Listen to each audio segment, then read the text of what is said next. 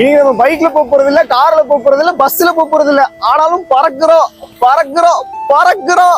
இன்னும் நிறைய பேருக்கு வந்து ஹெலிகாப்டர்ல பறக்கணும்னு ஆசை இருக்கும். நீங்க இந்த வீடியோவை பாக்குறப்போ நீங்க உள்ள இருந்தா எப்படி ஃபீல் பண்ணுவீங்களோ அதை நான் அந்த வீடியோல உங்களுக்கு காட்டுறேன். ஃபுல்லா பாருங்க. இதுல தான் நம்ம பறக்க போறோம். எல்லாருமே அந்த சவுண்டை மட்டும் ஃபீல் பண்ணுங்க.